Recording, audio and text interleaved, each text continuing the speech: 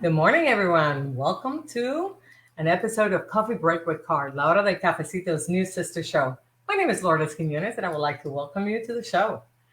Coffee Break with Card is a program dedicated to all those in our community who are living with autism, to their family members, and all those who support them.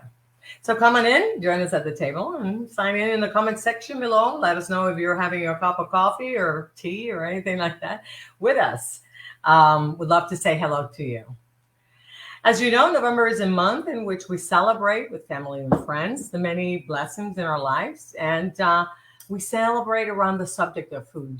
So, in today's program, we'll be talking with registered dietitian Samantha Toffoli, who will be answering a lot of questions about the issues related to nutrition and issues associated with autism that sometimes impact our loved ones with nutrition.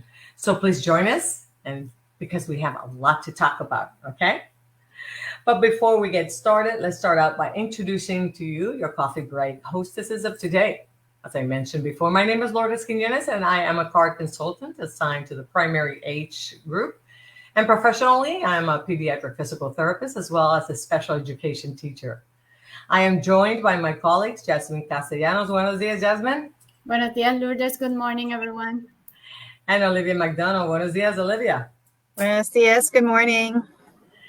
As you know, Jasmine Castellanos is an excellent professional in the field of mental health. She is a card consultant assigned to the youth group from middle school to young adults, and is a mother of three, one of whom is diagnosed with autism. Welcome, Jasmine. Thank you, Lourdes. Olivia McDonald is an excellent professional in the field of public health, and she is a card consultant assigned to the primary age group, just like me. And Olivia is the mother of a beautiful baby boy and has a younger brother diagnosed with autism. Welcome, Olivia. Thank you, Lourdes. Maggie Aldana is at a conference this morning, so she couldn't join us. So we want to say goodbye. Hi, Maggie. We hope you're doing great. We'll see you in a couple of weeks, okay? And we'll also like to say hello to and welcome to our friend, our newfound friend, Samantha Toffoli. Good morning, Samantha. Welcome to the show. Hi, guys. Thank you so much. I'm so excited to be joining you today on this conversation. I have lots of things to talk about, like you mentioned, so I think we're in for a good conversation. Awesome. Thank you for being here. We appreciate it. We're so excited. Anyway, but before we get started, we'd like to review the rules by which we want to adhere to during this programming to ensure that we have a safe environment for everyone. Okay, remember to keep an open mind, not positive attitude, and also use respectful language. Okay, so before starting, Jasmine, do we have people or visitors to say hello to, or any comments so far? No comments that I can see. Rose, I think, is with us this morning. Good morning, Rose. Thank you. Welcome and welcome to the show. We hope you enjoy this. And if you have any questions, be sure to leave us your comments. Okay. All right. We do have a comment here. Yep, that is. Oh, is that her? Did I take it away? I did. I'm happy. Oh. We have Lori Ellen. Hello from North Carolina. Good morning, Lori Ellen. Thank you. All right. Okay. Thank you. Welcome to the show. All right. So let's get started. So like I mentioned, in today's program, we're going to be talking to Samantha Toffoli, a registered nurse from Johns Hopkins, All Children's Hospital here in St. Pete, and all over, because you have offices all over, right?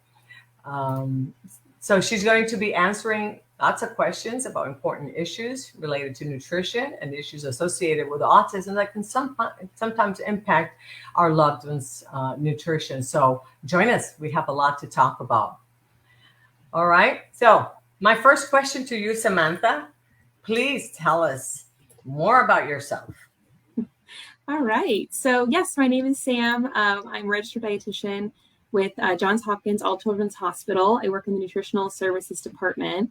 I'm also involved in the Johns Hopkins All Children's Hospital Healthy Weight Initiative, which is a program which just started about a year ago, which it aims to improve access to evidence-based information for children and adolescents with overweight and obesity.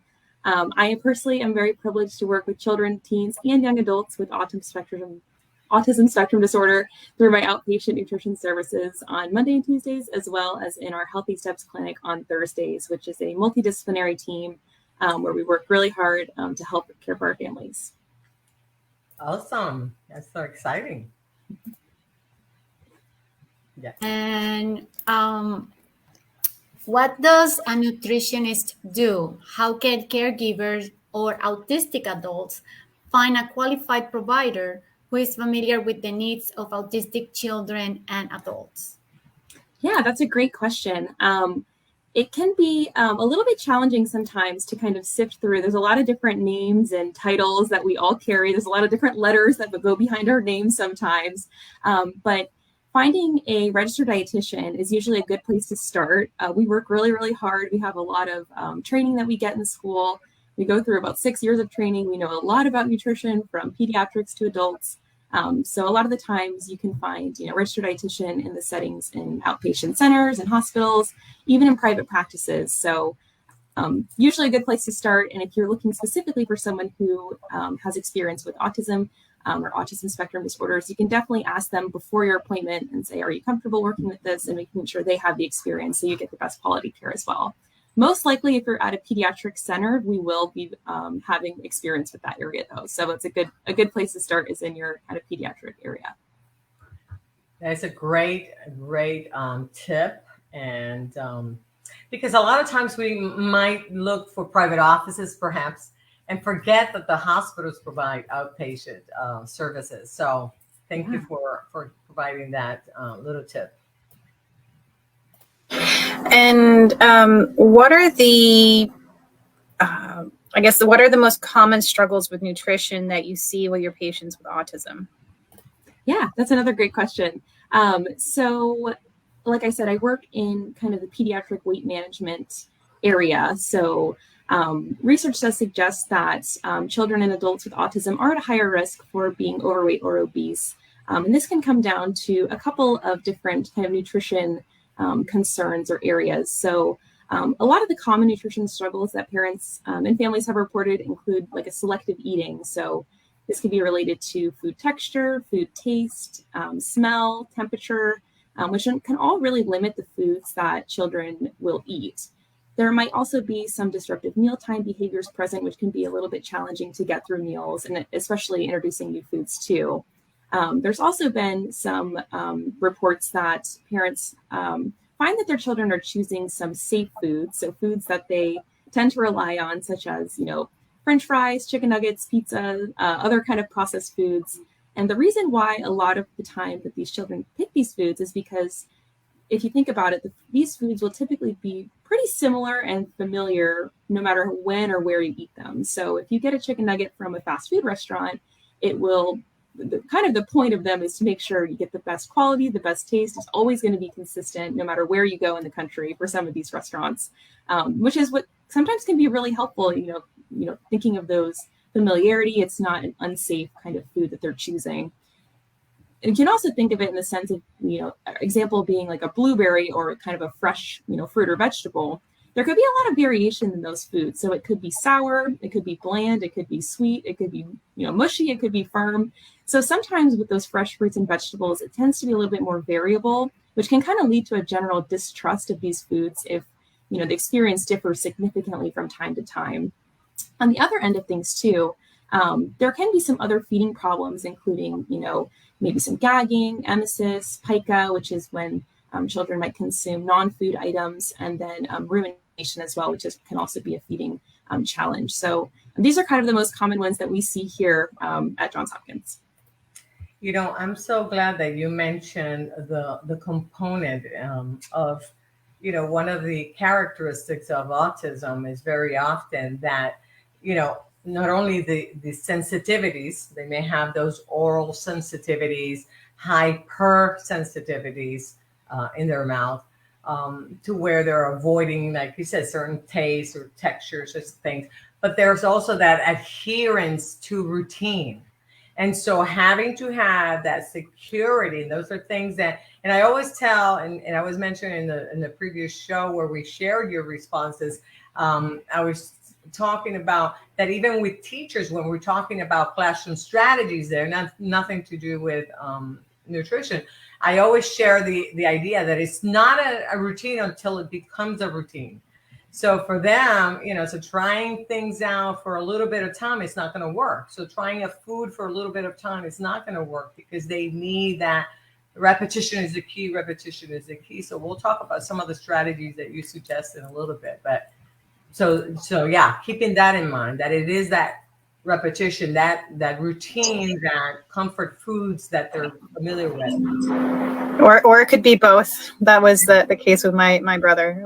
He had both the sensory issues, and then also once he got a little bit better with that, it was the routine. That was a struggle.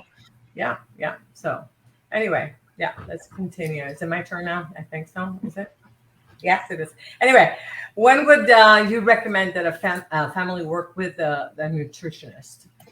Yeah, so I would recommend working with one of us, registered dietitian, if the foods that your child will eat becomes more and more limited, such as seeing like entire food groups disappear. So it could be, no fruits, no vegetables, no meats, no grains. If you're seeing like those big shifts of like everything in that category is not going well, that would be a good indicator to maybe start to think about seeing a registered dietitian.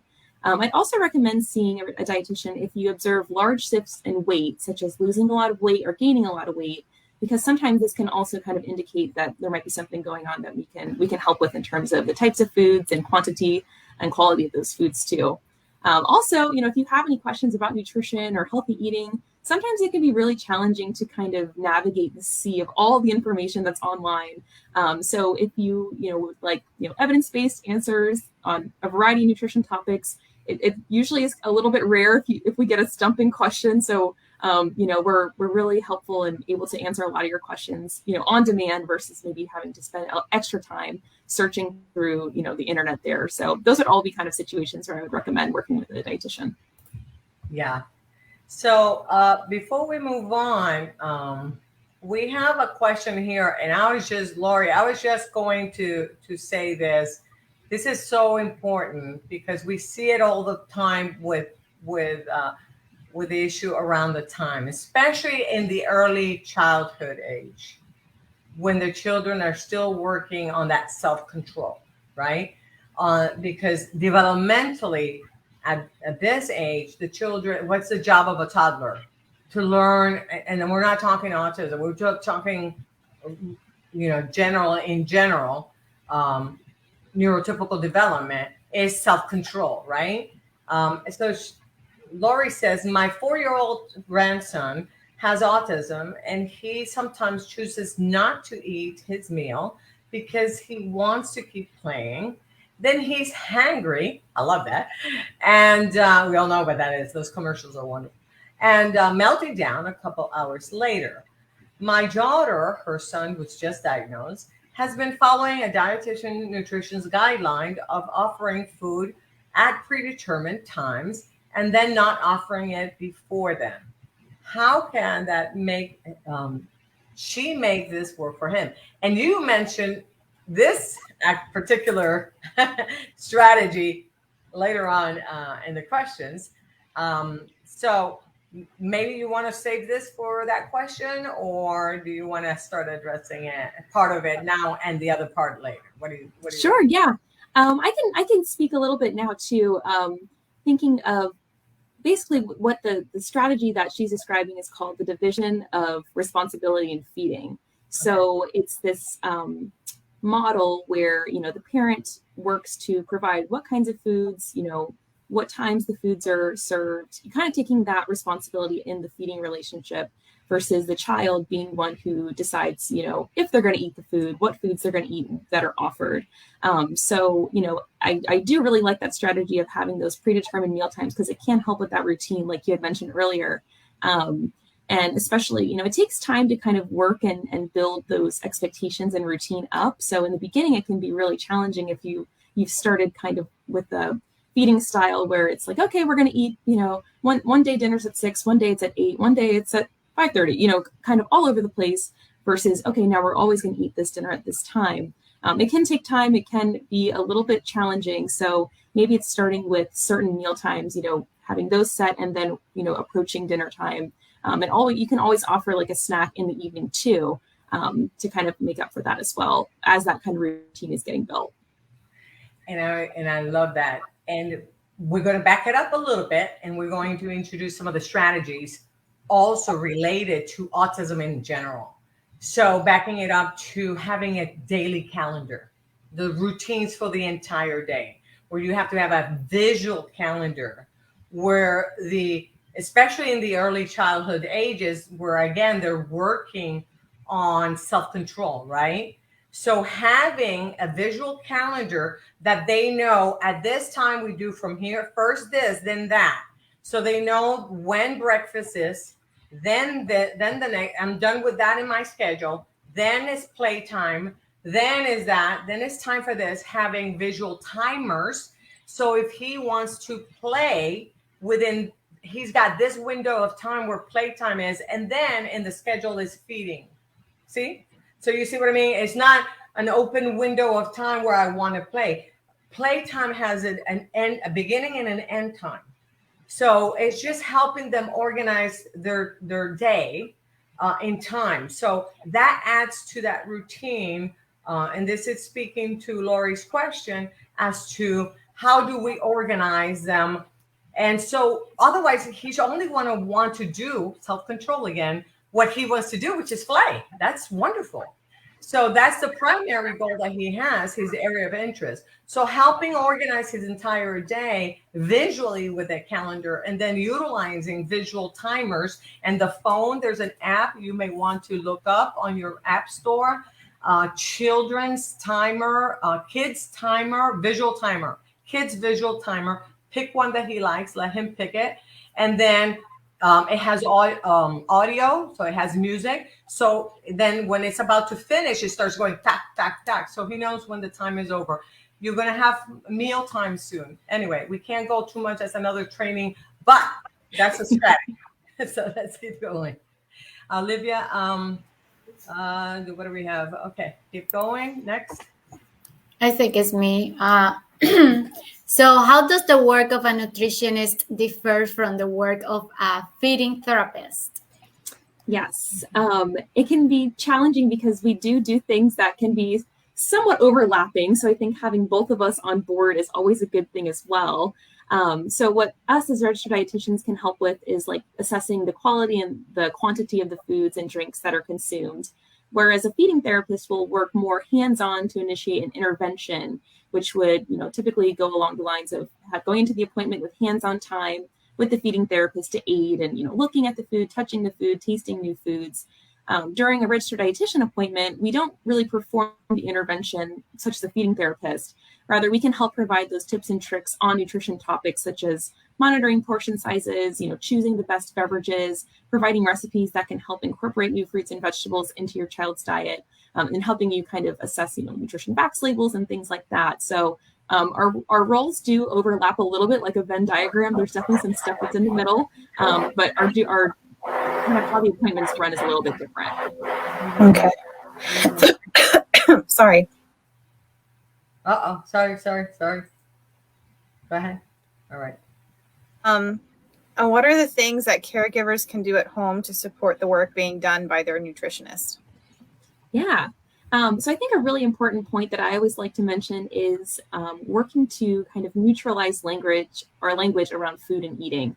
So you might be someone who absolutely hates peas, and the thought of eating peas really just grosses you out.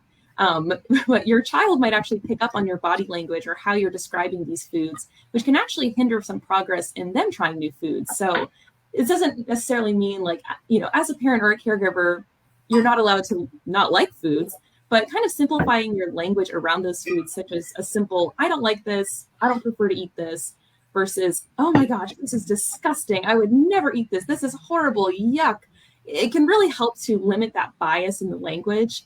Another important point is that at times it can be really challenging for these children to try new foods. So really empathizing with their struggles can support their care. It just kind of another point there. And I like the fact that you were talking about the routine and introducing it and being consistent with that, and the touching and the smelling.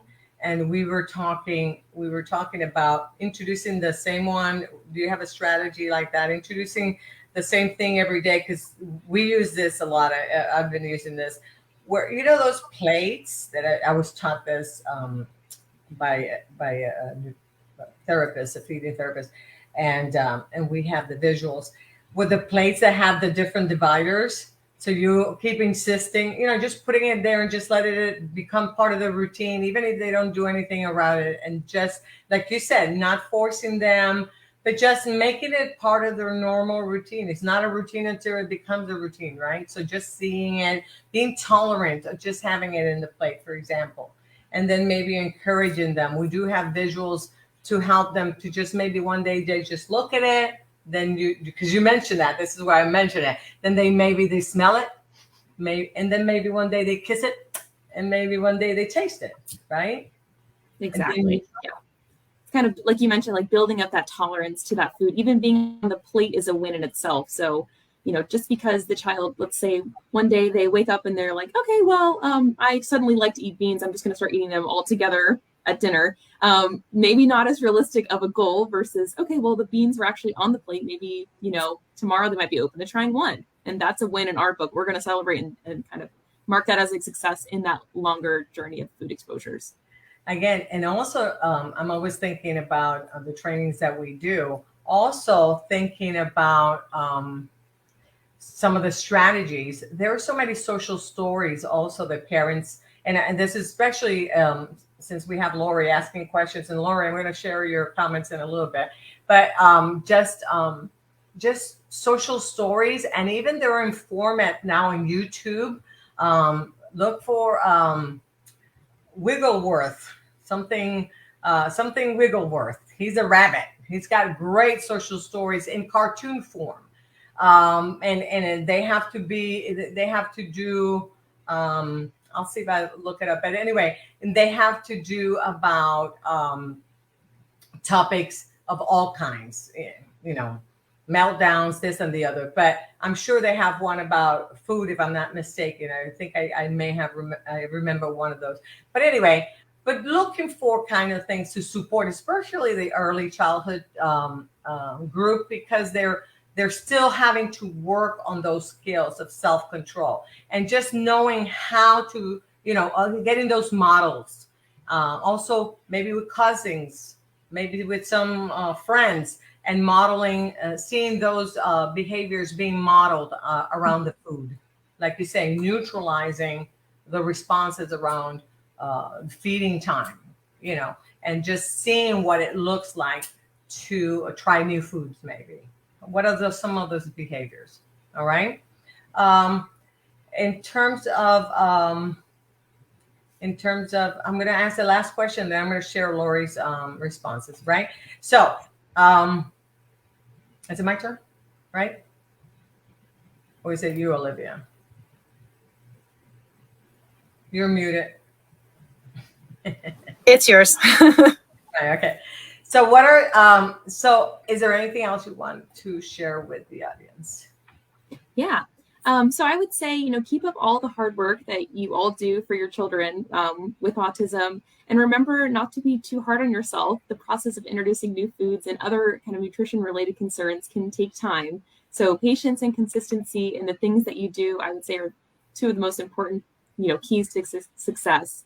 And also, it takes a team. So appropriate behavioral, rehabilitative, and nutritional therapies that are individualized to your children can really help improve some of your challenges at mealtimes and reduce any nutritional risk that might go along with that. Yes, that is wonderful. And I just want to let you know that we've been sharing the links to the hospital's web pages and the phone numbers and all that stuff on the comments section. so that people can access those information and your services, because you do have the services for weight management, right? Some of those services. Yes, we have our weight management program, and then we also have our nutritional services department can help with other feeding concerns too. That maybe, you know, if your child doesn't have overweight or obesity, they can still be seen by us in nutrition for some of those other concerns as well. So we have that department available. And the early step, you have an early steps for the early for early programs. So we've shared all those on the section. Awesome. Okay. Great. So I just want to make sure that people know that they're there. So Lori said, first of all, she wanted us to know that this was a dietitian that she was following on Facebook. And I know you mentioned something about that, right? Yeah, I think definitely it might be worth a try to see a dietitian, you know, one-on-one time. Sometimes, you know, the guidance that might be given, you know, she might be a dietitian, but some of the guidance might not be as individualized to kind of your child's needs and kind of the day-to-day. So I would recommend seeing a dietitian to kind of assess the more deep dive of the situation and how we can help support there. Exactly. She also said, and also you mentioned making sure that they're registered. Yes. Mm-hmm. Lori also said, when we talked about the suggestions you made to her previous questions, she said that made sense. Okay, so just wanted to share that. So thank you, Lori, for being so engaged. We really appreciate your questions. Okay, and then just want to make sure that we put it here. So here's some of the services through the nutritional department. Okay. So the phone numbers are here. We're going to put this here so people can jot it down if they want to at this time. If not, go ahead and refer to our comment section. But just in case you're watching this on YouTube or any of our other social media platforms, here are the phone numbers and the links. I'll leave it for just a second more, just so you can get a chance to copy this. All right, and then move it on to the next one. And here's the next one. All right. So this is so wonderful. I really appreciate you sharing this information with our audience. It's so needed. There is something that we get it from parents all the time, where their children are having such a hard time with feeding and picky eaters, and you know, it's so difficult, especially in the early years when parents are still trying to figure out, you know, so many things at the same time, you know. I did have a question that was sent over to me by my mom. Sorry, before we get to Lori's question, which was, I know you had mentioned that you do work with young adults. Is there kind of a cap on the age? Yeah, so actually at Johns Hopkins, all children will see up to 21 years old. So that's kind of a nice window. A lot of the times people think it stops at 18 and then good luck. But we give our kids a little extra time up to 21. And then if, you know, somebody was older than 21, we can always help find a resource locally that could help support them at an adult kind of facility. Yeah. Perfect. And then Lori was mentioning, do you do virtual appointments? Because her daughter lives in Palm Bay. That's a great question, Lori. Yeah, we embrace telehealth in the nutritional services department. We see a lot of telehealth patients. As long as you're in the state of Florida, that would kind of help you there. The only thing that would be a little bit of a limitation is we wouldn't have any like those heights and weights. So if you had a current height or weight from, you know, pediatrician appointment, we could always use that in proxy there. So yeah, we offer telehealth for sure. Especially we have St. Petersburg is kind of a small subset, and there's a huge state of Florida. There's lots of cities around, so we try to make sure we can make it equitable and accessible to everyone. Yes. And you have satellite offices, right? Yes, we do. So we have a couple of different outpatient centers kind of all over Florida. So Fort Myers, Northport, Pasco County. We also have a Tampa clinic, and then Lakeland and Sarasota. So we have 6 different satellite clinics. And then we do have dietitians who go and cover at some of those. Not all of them, but most of them. We'll have a dietitian who goes out to those clinics, I think, twice a month or so. So at least that's an option too. Yeah, perfect. So finally, she says, awesome. All right. So wonderful. So, well, that brings us to almost the end of the show.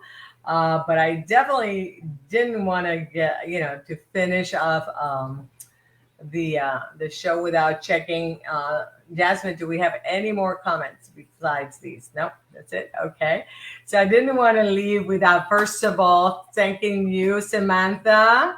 And also I wanted to thank Danielle Caci, also from Johns Hopkins All Children's Hospital, because she was the person who's been working with me so wonderfully to put me in contact with you, Samantha, and also for our upcoming show, which will be on November 18th, because we're now coming on the air every other week, and not every week as we were before. So on the 18th, we're going to be interviewing a food therapist, also from Johns Hopkins All Children's Hospital. So I want to thank very much Danielle Caci for having put me in contact with both of you. So thank you. And thank you to you, Samantha, for being here, for being a great sport and answering all these questions and all this stuff. So thank you. Yes, thank you. I hope you enjoyed it. We did very much. Anyway, and also somebody else really thanks you. Anyway, thank you, Laurie. I appreciate your engagement very much.